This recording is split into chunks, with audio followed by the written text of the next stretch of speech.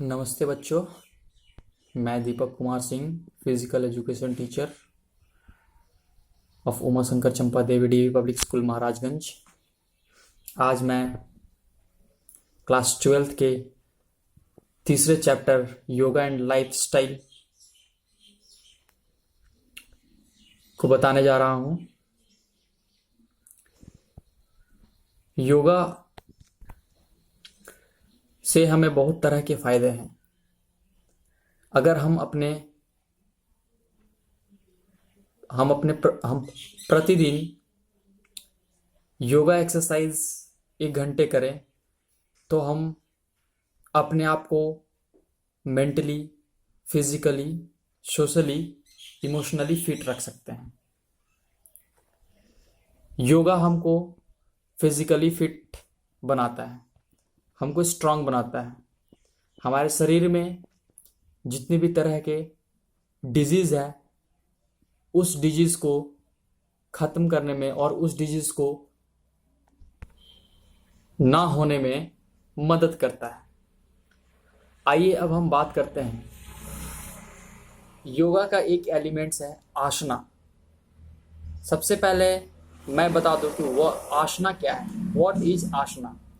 To sit in a comfortable position for a long duration, that is known as asana. Means एक comfortable positions पे बैठना अलग अलग postures में कुछ समय के लिए, उसी को हम क्या कहते हैं? आसना कहते हैं। अब मैं बात करूंगा कि what are the benefits of asana for prevention of disease. इसकी बेनिफिट्स क्या है आसना की, ताकि जो हम डिजीज को बचा सके, डिजीज से अपने आप को बचा सके। The first point is bones and joints become strong. Means when we have to perform the asana in regular basis, our bones, cartilage, ligaments become strong, and in this way our joints is also strong. And when our joints is strong, then the wide range of joints, means the flexibility is also enhanced. So this is the benefits of our asana. Now second point is muscles become strong. Yes, when we have to perform our yoga asanas, a very non-active fibers become active, and in this way the muscles efficiencies will be increased. So it is also helpful for the muscles.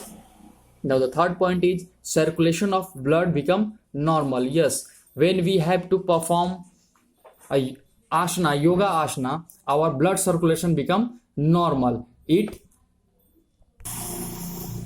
reduce the cholesterol level in the bloods. By performing asana, the lactic acid and acidic phosphate are extracted from muscles quickly and easily, with which reduce fatigues, जो कि fatigues को भी reduce करता है। Now the next point is respiratory organs become efficient. जो हमारे अंदर respiratory organs है, जो related to respiratory system है, जैसे ब्रोंकाइज है, ट्रैकिया है, ये सब विंड पाइप है, ये जितने भी रेस्पिरेटरी ऑर्गन्स है, ये सब चीज़ों को वर्किंग कैपेसिटी में वो क्या करता है? इंक्रीज करता है आसना। Next is efficiencies of digestive system increase. Means वो डाइजेस्टिव सिस्टम को भी क्या करता है? इंक्रीज कर देता है, जिसके कारण जो स्टमक प्रॉब्लम है, इंस्टाइन प्रॉब्लम्स है हमारे अंदर, वो क्या होता है? वो कम होता है, डिक्रीज होता है। जो मेनली गैसेस के प्रॉब्लम्स है वो भी क्या होता है? कम होते हैं आसना को परफॉर्म करने से। उसके बाद क्या है? The next point is nervous system strengthness. जो हमारा नर्व सिस्टम है उसको स्ट्रेंथ करता है, उसको भी क्या करता है? इंक्रीज करता है, नर्व इंपल्स को बढ़ा देता है, जिसके कारण जो कोऑर्डिनेशन है, न्यूरो मसल कोऑर्डिनेशन, वो इंक्रीज कर जाता है। जो हमारा रिएक्शन एबिलिटी है वो भी इंक्रीज कर जाता है। दो तरह के हमारे रिएक्शन एबिलिटीज होते हैं, complex reaction abilities and simple reaction abilities. तो ये दोनों रिएक्शन एबिलिटीज को इंक्रीज कर देता है। उसके बाद है जो ग्लैंडुलर एक्टिविटीज है उसको भी क्या करता है? रेगुलेट्स करता है प्रॉपरली, मतलब जो हमारा ग्लैंडुलर एक्टिविटीज है जो कि रिस्पॉन्सिबल है बहुत सारे केमिकल्स को स्टोर करके रखता है हमारे शरीर के अंदर, तो वो सब ग्लैंड्स को भी एक्टिव कर देता है और उसको उसका फंक्शनिंग है वो प्रॉपर ढंग से होने लगता है। उसके बाद efficiencies of excretory system enhance. जो एक्सक्रेटरी सिस्टम है, जितने भी तरह के हमारे शरीर के अंदर वेस्ट प्रोडक्ट होता है, जैसे लैक्टिक एसिड हो गया, एसिडिक फॉस्फेट हो गया, यूरिया हो गया, यूरिक एसिड हो गया, ये सब चीजों को निकालने में ये आसना अलग अलग तरीकों से ये हेल्प करता है।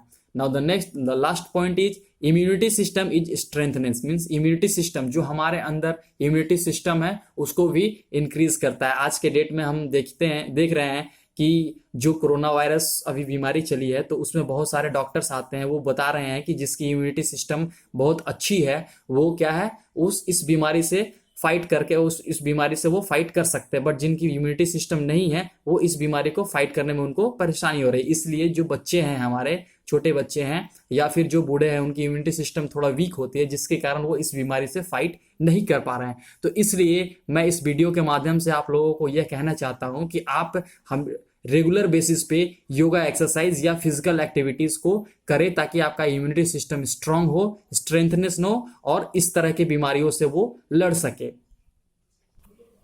इसके बाद मैं बात करूंगा obesity procedures, benefits and contradiction for vajrasana, padmahastasana, urdhvahastasana, trikonasana and ardha मस्त चंद्रासन।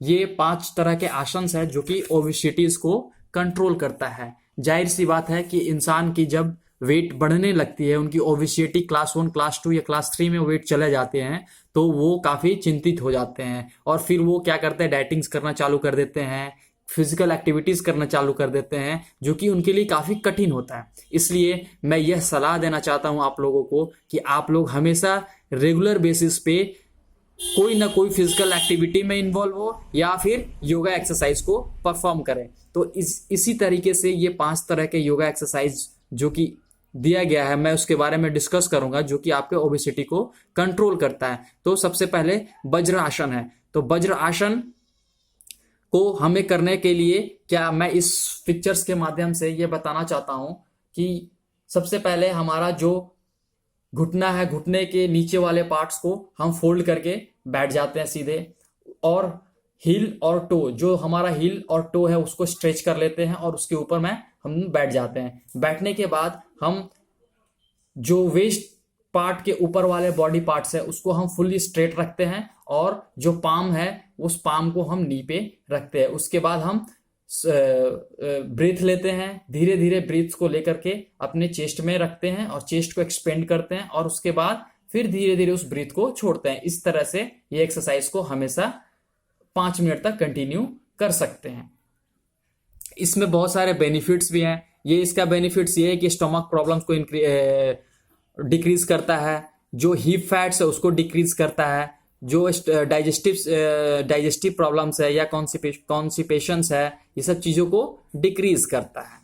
तो आज के लिए बस इतना ही।